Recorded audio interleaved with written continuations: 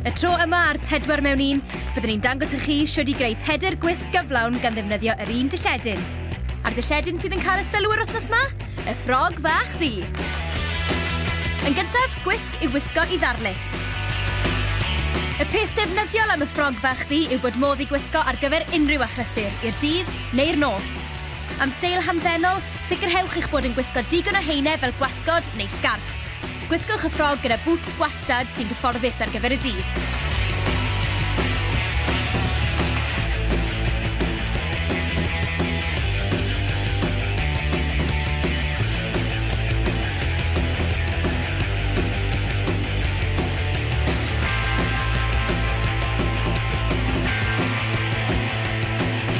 Nesa, yr un i ni gyd eisiau cael yn gywir, gwisg ar gyfer det poeth.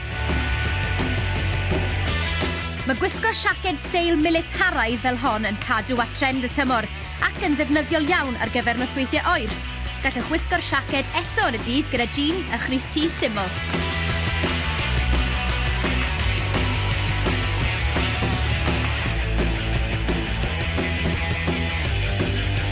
Os ydych chi'n teimlo bod ganddoch chi ysgwyddau llydan, tip i chi.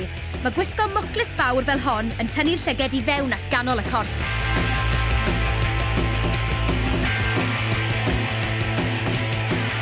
Y wisg nesaf, gwisg ar gyfer gig nos. Mae'n bosib gwneud mwy nag un defnydd o un ffrog, ond drwy fod yn glyfar. Byrchuddiwch rhan uchaf y ffrog mwyn gwneud iddi edrych fel sgert a thop. Mae gwisgo'r siaced ar ben y cyfan yn dod â'r wisg at ei gilydd yn berffaith.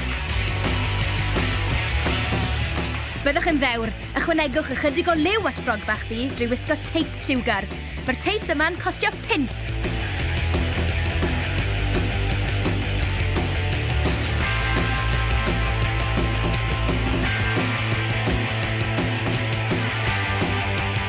Ac yn olaf, gwisg ar gyfer parti.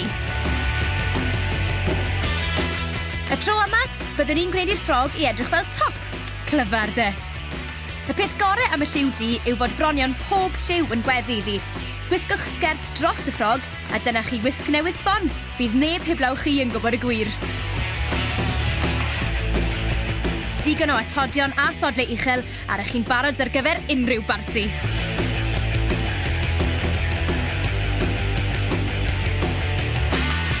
A dyna ni, 4 gwisg hollol wahanol gan ddefnyddio'r un ffrog. 4 mewn 1, hawdd.